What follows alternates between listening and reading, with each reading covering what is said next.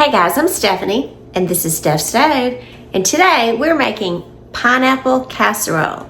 Now this casserole is iconic of the South, and for some of you that have never heard of it, it can easily be a side dish or it can be served as a dessert. It's both sweet and savory and just delicious. So, let me show you how to put this together. Here we go. Alrighty, to get started, we are going to use 2 cans, and these cans are 20 ounces each of pineapple. I'm using pineapple tidbits. You can use pineapple chunks, but you do want to use canned pineapple for this. The fresh just doesn't come out quite the same. Let's be careful to get this off. And you want it drained. So I've got a little bowl here, and I'm going to reserve the juice. So I'm going to just drain it. You get as much out as possible. And I just like to use the little push top lids and just push in there to get as much of this liquid out as possible. Because as you push, you can still get more. But you can do this over a little strainer if you want to, but this is the method that I use. All right, I'm gonna set this to the side, and I'm gonna go ahead and do can number 2. Because we do need 2 cans. And what you'll see, this is such an easy recipe. You see it a lot in Southern households, especially around Easter time, because it pairs so well with ham, which is usually a meat that we enjoy at Easter. It goes well with chicken, with barbecue. It's kind of all those spring, summer seasons kicking off with Easter. You're gonna see a pineapple casserole. So that extra we're getting out. Alright. Get that out there with my finger. Out. The little ring. Always keep a paper towel, wipe your hands off real good because they'll be a little sticky. Alright. Now we're going to use some of this juice, and the rest of it I'll save for later. So we'll just set the juice to the side for right now, because we do need some of it. So in a separate mixing bowl here, I've got, this is 1/3 of a cup of granulated sugar, just regular white sugar. And I've got 5 tablespoons measured out of all-purpose flour.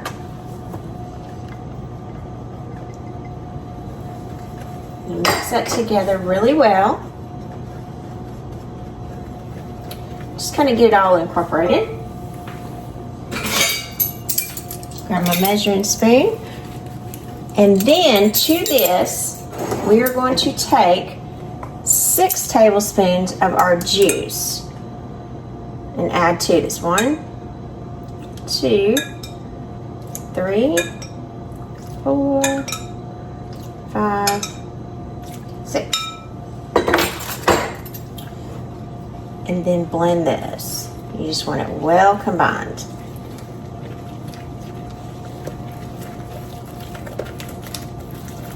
And the good thing, there's no eggs in this, so with the price of eggs, you don't have to worry about it. You can save those for your deviled eggs or for your other recipes. It's almost as if we're making a little sugary glaze here. Not quite exactly. And you think this is similar consistency like you'd have for a cobbler. All right, get all those lumps out.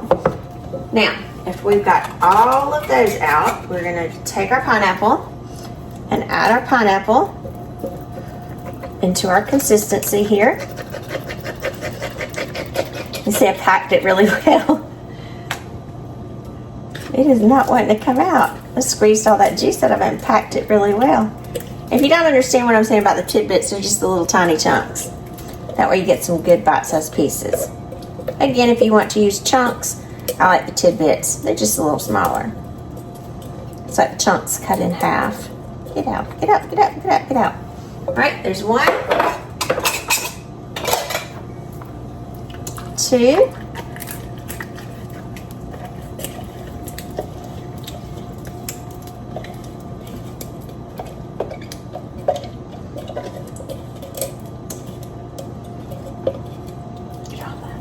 3. And we're just going to mix then now to coat all of our little pineapple tidbits. We want them completely coated. And again, even though this does look very similar to a cobbler consistency, it's not as much of the filling. The pineapple is going to be the big star of this. But to some degrees, it does have a similar consistency. And it just smells fresh, like spring. Good, super good. Like I said, if you have a barbecue, oh, it's so good to go with it. So good. Just cuts that sweetness, so it's just super delicious. All right, so I've got here, this is an 8x8 square pan. My oven is preheated to 350 degrees. And I'm going to take this and pour this in my pan here. Hold that out. You don't want this really too large of a container, so don't do it in a 9x13. It'll just be a little too shallow, because you want a little bit of consistency there to it. All right, smooth that out nicely. See how quick this is? Super easy. And then what we're going to do on top of this, we're going to come in and we are going to add some cheese. Now you can use cheddar cheese or you can use Colby Jack. I like Colby Jack on this. So this is 1 cup of shredded Colby Jack. Again, you can use cheddar cheese on it as well, but you want to shred it yourself. So 1 cup of this will be about half of a block. Because pre-shredded cheese has additives to it to make it separate, and it doesn't melt quite as well. This melts beautifully. So cheese and pineapple.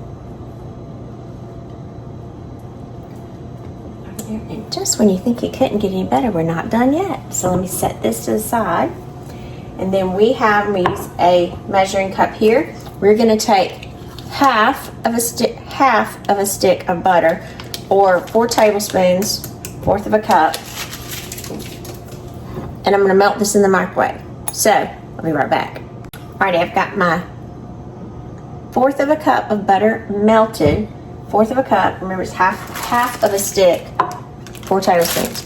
And to this, we are going to add 1 sleeve. These are Ritz crackers. If you don't have Ritz crackers where you are, these will be just a buttery round cracker. We're going to put these in a bowl and we are going to crush these up. So this is going to give us a buttery, crunchy topping. So just with your hand, just come in and crush them up. You want to use a tool, that's fine, but these are the best tools you can use. We want these crushed really fine.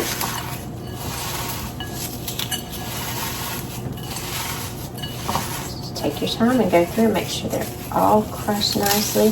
So we're going to have the savory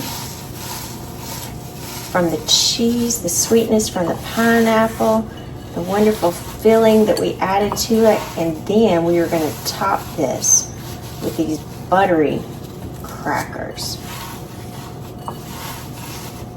You can see why we love this casserole.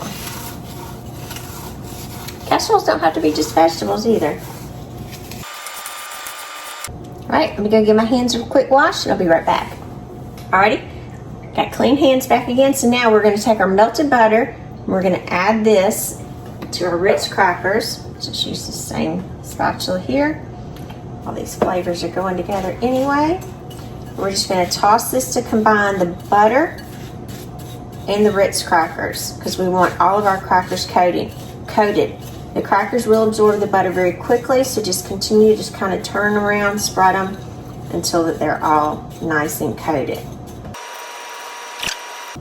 All right, now we got these nice and coated. We're going to pour this on top of our cheese.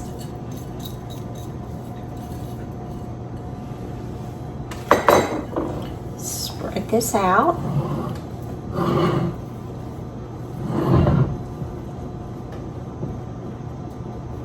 Make sure that cheese is covered, because we don't want any pieces of that cheese burning. We want it kind of melting into our pineapple.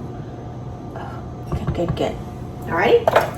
Now, I'm going to pop this into the oven. Remember I said our oven was preheated to 350 degrees. So we're going to pop this in there for 30 minutes or until it's golden and bubbly.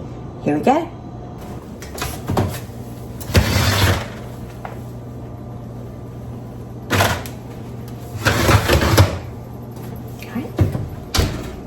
set our timer for 30 minutes. All right, our timer is going off. So let's get this beauty out of the oven.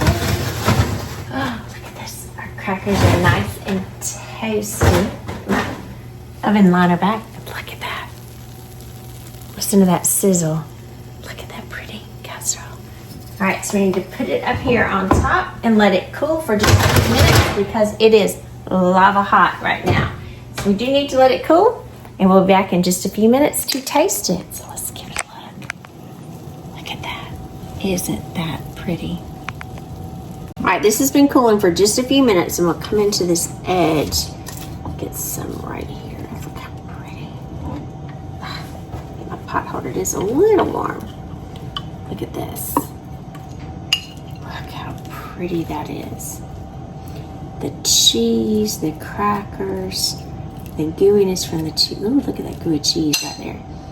And the crackers over the pineapple, just yummy. I'm Stephanie. This has been Steph Stove. For today, we made this easy and super southern side dish, pineapple casserole. Now this is perfect for Easter, goes beautifully with ham, and it is so wonderful to kick off your spring and summer gatherings. So look at that goodness right there. Cheese, buttery crackers, pineapple, sweet. What could get better? That's so good.